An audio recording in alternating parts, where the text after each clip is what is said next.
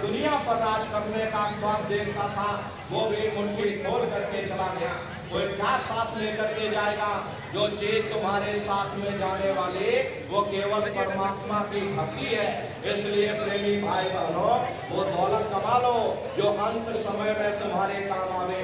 प्रेमी भाई बहनों, वरना ये समय निकलता जा रहा, ये श्वासों की पूंजी दिन प्रतिदिन कम होती जा रही।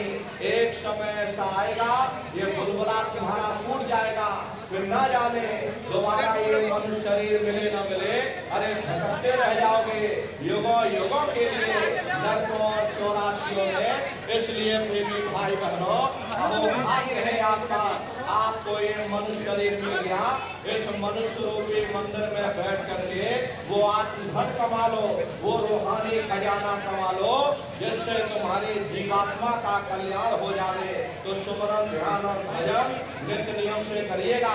और देखो प्रेमी भाई बहनों, सभी लोग शाकाहारी रहना, क्योंकि हमारे गुरु महाराज ने शाकाहार पर विशेष जोर दिया। गुरु महाराज हमारे कहते थे, ये बच्चे बच्चियों, तुम लोग शाकाहारी रहना, शाकाहार का प्रचार करते रहना, इसी से देश और दुनिया में भारी परिवर्तन होगा। अरे नारियों, परिवर्तन कोई कानून बनाने से नहीं होता, परिवर्तन कोई आंदोलन करने से नहीं होता, परिवर्तन कोई तोड़ फोड़ करने से नहीं होता। परिवर्तन तब होता है जब लोगों के विचार बदलते हैं, लोगों की भावनाएं बदलती है। और विचार जब बदलेंगे जब लोगों का खान पान शुद्ध होगा। अरे देसी कहावत है, जैसा खाए अन्न वैसा होए मन। जब इंसान पशु प्रति भोजन करेगा, उसकी बुद्धि स्वतः ही पशुओं जैसी हो जाएगी। सोच विचार उसका चिंतन स्वतः ही पशुओं जैसा हो जाएगा। फिर ये शराब के नशे में माँ बहन बेटे की पहचान खत्म हो जाए। उस शराब को पी करके यह कैसे पता चलेगा कि क्या अच्छा और क्या बुरा है? यही कारण है कि आज हर समाज में ये दुनिया भर के अत्याचार और दुनिया भर के व्यभिचार फैले हुए। अरे हम आप मंदिर बनवाते हैं, उन मंदिरों में नहा धो करके जाते, कहते हुए परमात्मा के रहने की जगह है, हमको नहा धो करके जाना चाहिए, फूल अगरबत्ती ले जाना चाहिए। कोई उन मंदिरों में कूड़ा कचरा नहीं डालता। अगर कूड़ा कचरा डालोगे तो आपस में लाठियां चल जाएंगी। फिर ये जो हरि मंदिर है, ये पंच भौतिक शरीर जिसे महात्माओं ने हरि मंदिर कहा, और इसमें तुम हाड़ मांस के लोथड़े डालते हो, इसमें तुम शराब के कतरे डालते हो। अपने बनाए हुए मंदिर की कद्र करोगे और परमात्मा के बनाए हुए इस हरि मंदिर को तुमने जीते जी कब्रिस्तान बना दिया तो सख्त सजा मिलेगी। अरे महात्माओं ने लिखा है कि दिल भर मच्छी खाए के कोट गौद दान और काशी करवट जा मरे निश्चय नरक निदान। यदि दिल भर भी मच्छी खा करके फिर चाहे कोटान कोट गौओं का दान करो और काशी में जा करके मत्था रगड़ते रगड़ते अपनी पूरी जिंदगी वहां पर गुजार देना, फिर भी तुमको तुम्हारे गुनाहों की सजा मिलेगी। कोई बच नहीं सकता, क्योंकि एक कर्म भूमि है। यहाँ तुम जैसा कर्म करोगे वैसा फल तुमको मिलेगा। देखिए, इस कर्म भूमि पर कृष्ण भगवान तक नहीं बच पाए। उस समय बाली को छिप करके बाण मारा, वही बाली कृष्ण अवतार में बहेलिया बन करके आ गया। कृष्ण भगवान के पैरों में पदम चमकता था, हिरण की आंख समझ करके, और बहेलिये ने निशाना मार दिया। जब पास में आकर के देखा कृष्ण भगवान ने अफसोस करने लगे, लेकिन कृष्ण भगवान ने उसको समझाया, इसमें तुम्हारा कोई दोष नहीं। उस समय हमने तुमको मारा, आज तुमने हमको मार दिया, हमारा तुम्हारा अगला बदला पूरा हो गया। कर्म प्रधान विश्व रच राखा, जो जस करे सो तस पर जाता। ये कर्मों का ऐसा देश है, यहाँ तुम जैसे बीज बोगे वैसे ही फसल काटोगे। इसलिए प्रेमी भाई बहनों, हमारी आपसे प्रार्थना है कि आप लोग शाकाहारी रहिएगा। अरे तरह तरह की बीमारियां जो आज के समय में आ रही, इसका मुख्य कारण एक ही है, लोगों का खान पान गंदा हो गया। अरे अपनी बुद्धि से आप विचार करिए, इंसानों के खून में जब जानवरों का खून मिल जाएगा इंसानों के अंदर जब जानवरों के कीटाणु पहुंच जाएंगे तो न जानवरों की दवा काम में आएगी और न इंसानों की दवा काम में आएगी। परिणाम क्या होगा? ऐसे महामारियां फैलेगी। इसलिए प्रेमी भाई बहनों, आपसे हमारी प्रार्थना है, आप लोग शाकाहारी रहिएगा। कोई ऐसा नशा मत करना जिससे बुद्धि तुम्हारी पागल हो जाए और घर में माँ बहन बेटी की पहचान खो दो। अरे आप अपने आप को कट्टर हिंदू मानते हो, अरे भाई हम कट्टर हिंदू हैं, हमसे बड़ा सनातनी दुनिया में कोई नहीं, हम राम को मानने वाले और हम कृष्ण को मानने वाले हैं। अरे आप राम को मानते हो और आप कृष्ण को मानते हो तो उनके आदर्शों पर भी चलना सीखो। राम ने कभी नहीं कहा कि तुम मांस खाओ या कृष्ण ने कभी नहीं कहा कि तुम शराब पियो। जितने देवी देवता अवतार हुए सभी यही कह करके गए कि अहिंसा परमो धर्मा। अगर हमने किसी को बनाया नहीं तो मिटाने का अधिकार हमारे पास नहीं। अरे नर नारियों, अरे आप इंसान हो, इंसान का काम है दया करने का, दया धर्म का मूल है।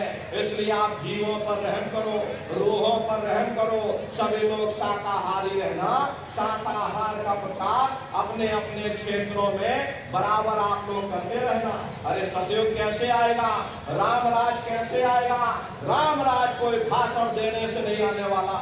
राम राज जब आएगा जब आप लोग धर्म का प्रचार करोगे, और धर्म का प्रचार करने की जिम्मेदारी हम सभी प्रेमी भाई बहनों की है, क्योंकि हम सभी लोग अपने गुरु के जलाए हुए चिराग हैं। अगर एक एक चिराग एक एक गांव में पहुंच जाएगा, ये पूरा गांव प्रकाशवान हो जाएगा, ये पूरा समाज प्रकाशवान हो जाएगा।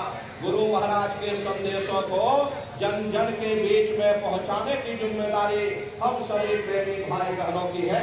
गुरु महाराज हमारे कहकर गए, बच्चा गांव गांव में तुम भजन केंद्र की स्थापना करो, गांव गांव में सत्संग होने लग जाए, गांव गांव के लोग भजन करने लग जाएं, गांव गांव के लोग शाकाहारी हो जाएं, गांव गांव के लोग सदाचारी हो जाएं, आंखों में माँ बहन बेटी की पहचान कायम हो जाए।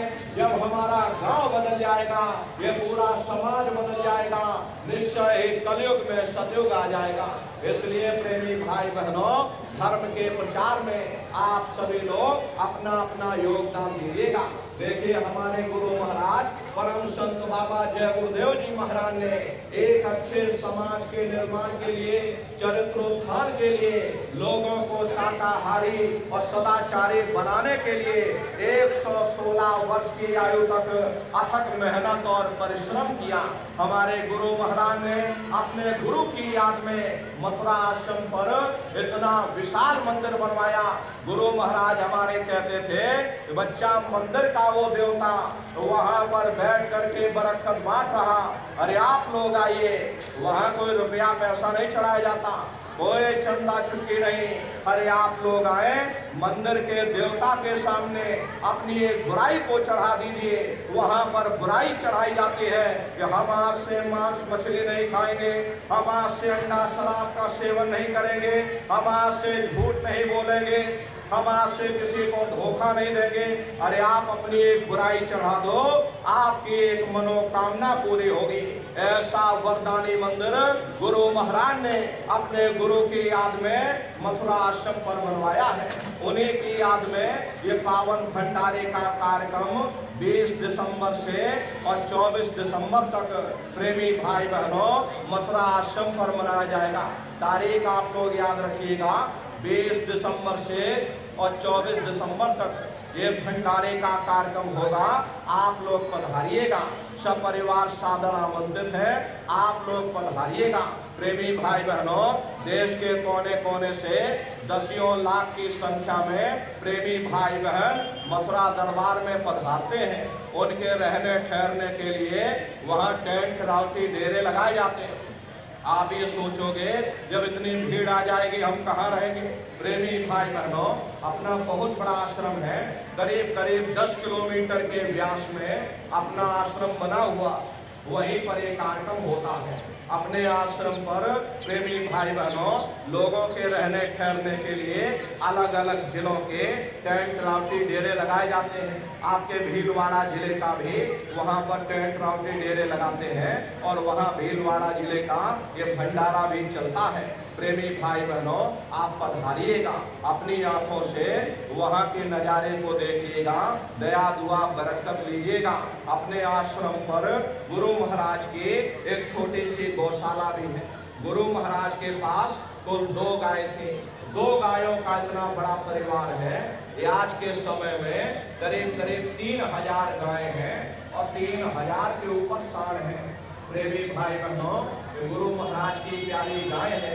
गुरु महाराज ने 2 गायों से ही ये धीरे धीरे बढ़ते बढ़ते आज इतना बड़ा परिवार हो गया कि करीब करीब 3000 गाय हैं। गायों के लिए अलग व्यवस्था होती है, सांडों के लिए नंदीशाला है और गायों के लिए गौशाला बनी है। प्रेमी भाई बहनों उसी के बगल में अपना एक विद्यालय भी है जिसमें 2500 से 3000 बच्चे निःशुल्क विद्या अर्जन करते हैं।